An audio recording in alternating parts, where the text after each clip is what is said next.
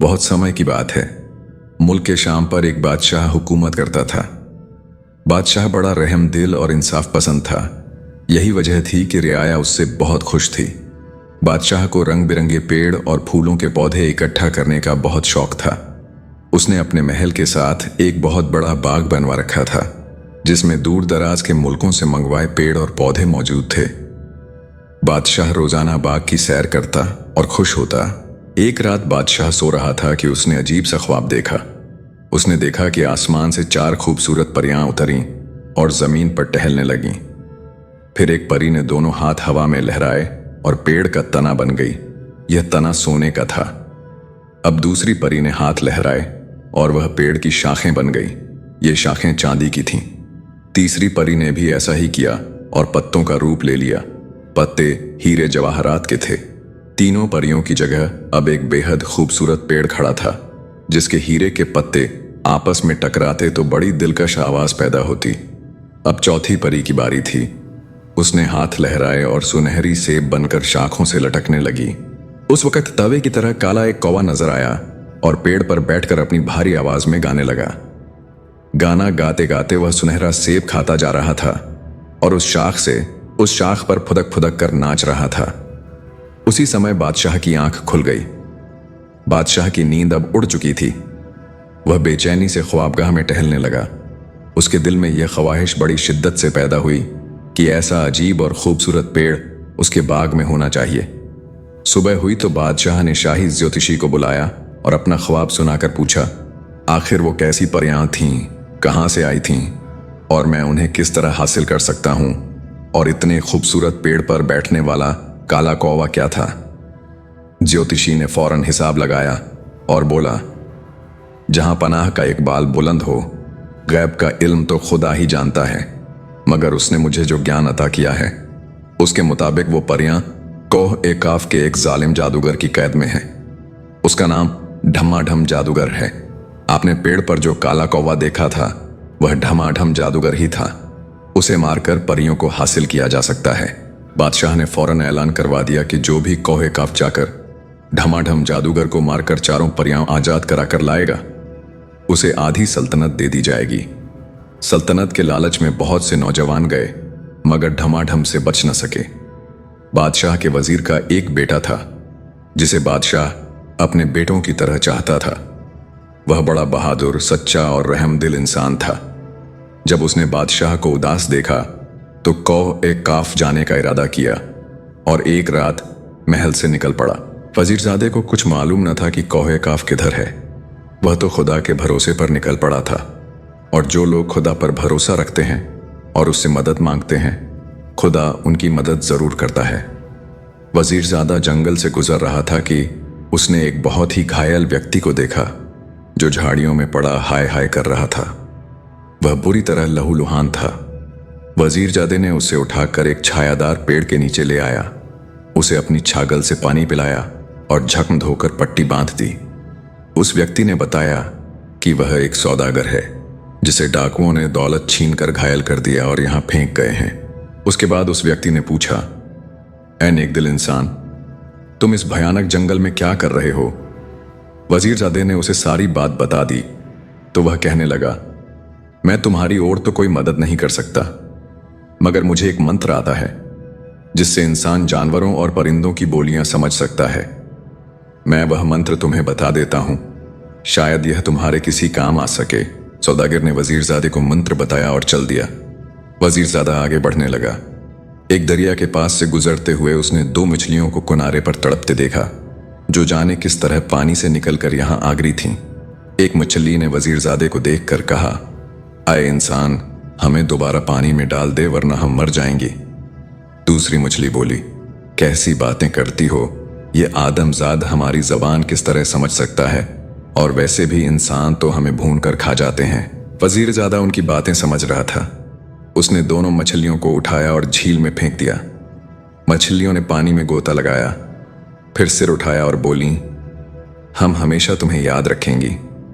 तुमने हमें मौत से बचाया है। काश कभी वह वक्त भी आए जब हम तुम्हारी मदद कर सकें। ऐसा वक्त आया तो पानी की तरफ मुंह करके कहना, आओ मछलियों, मेरी मदद करो। हम जहां भी होंगी तुम्हारी मदद के लिए फौरन पहुंच जाएंगी। अच्छा, खुदा हाफिज। मुछलियां गोता लगाकर पानी में चली गईं और वजीरजादा आगे बढ़ गया।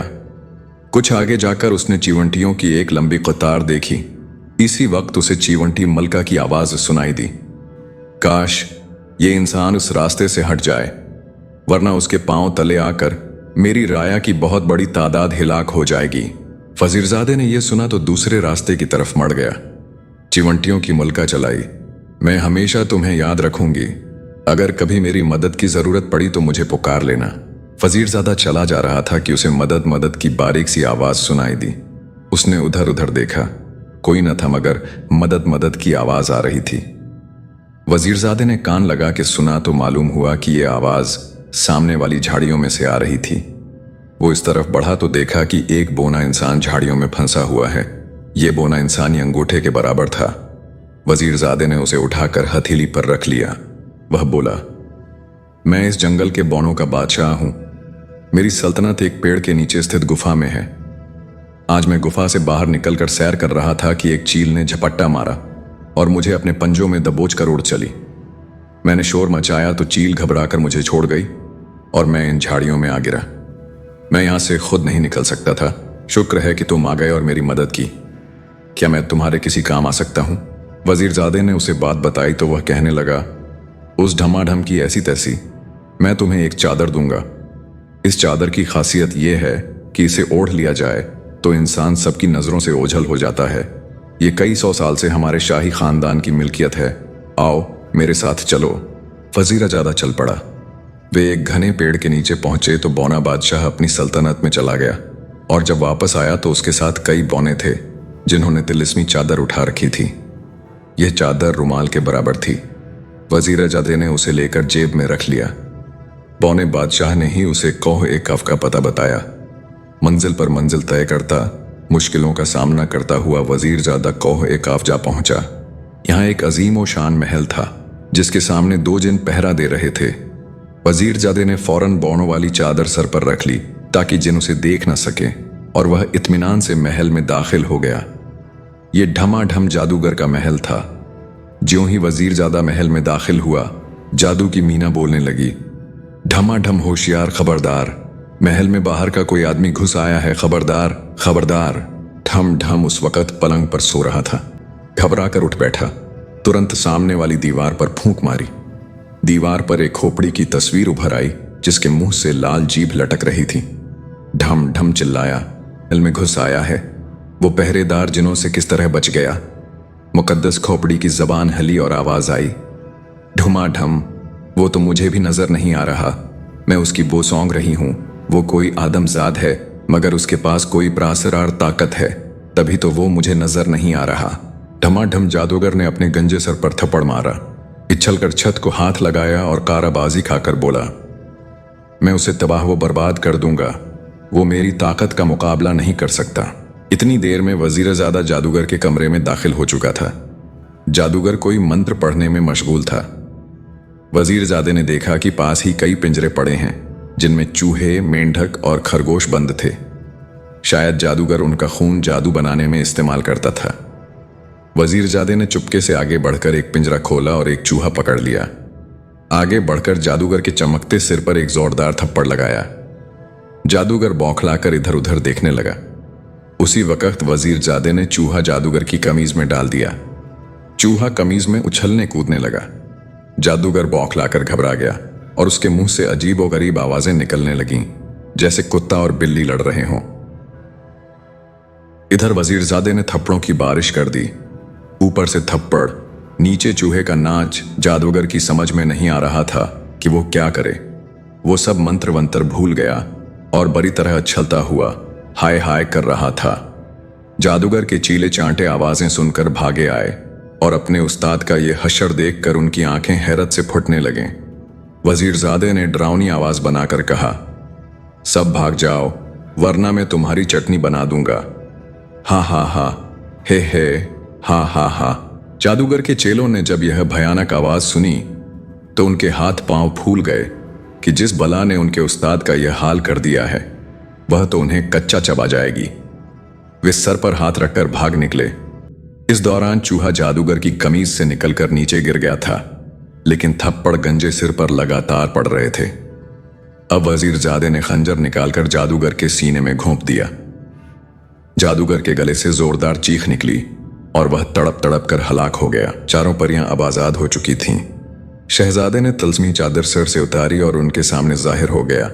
उन्हें सारी कहानी सुनाई तो वो बड़ी शुक्रगुजार हुईं।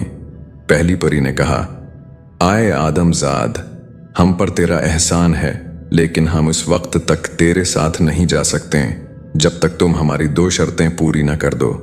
वजीरजादे ने पूछा, वो 2 शर्तें क्या हैं?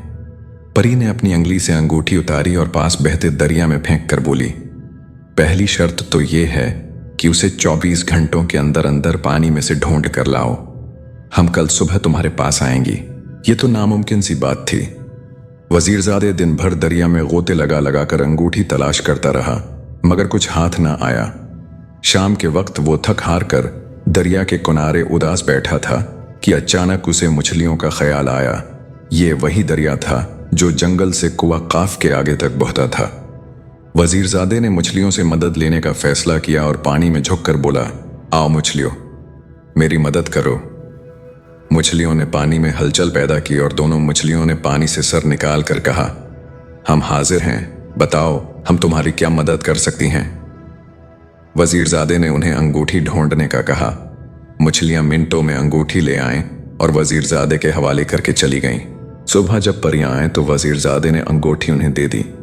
तब चारों परियों ने बाजरे के 4 थैले जमीन पर बिखेर दिए। बड़ी परी ने कहा, तुम्हें ये बीज कल सुबह तक इकट्ठे करने हैं। अगर तुम कामयाब हो गए तो हम तुम्हारे साथ चली जाएंगी। वजीरजादे ने सोचा कि यह किस तरह हो सकेगा। कोई तरकीब उसकी समझ में नहीं आ रही थी। ये काम तो कई शख्स मिलकर भी एक दिन में नहीं कर सकते थे। वजीरजादा ये सोचकर उदास हो गया कि वो ये शर्त पूरी न कर सकेगा और नाकाम वापस चला जाएगा।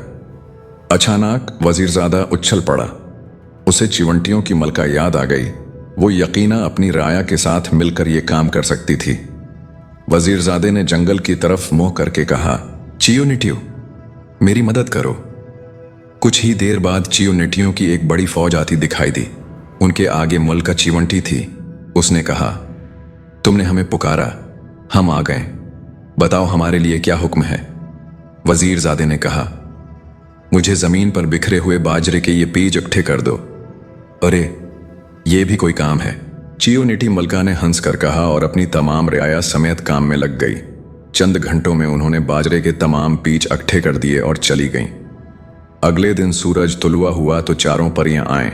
बीज इकट्ठे देखकर वो बड़ी हैरान हुए। वजीरजादे ने उनकी सारी शर्तें पूरी कर दी थीं, चनांचा वो इसके साथ चलने पर राजीमंद हो गईं। परियों ने वजीरजादे को उठाया और उड़ती हुई मुल्क शाम पहुंच गईं। भरे दरबार में चारों परियों ने मिलकर दरख्त का रूप अख्तियार किया तो बादशाह बेहद खुश हुआ और वादे के मुताबिक आधी सल्तनत वजीरजादे को दे दी।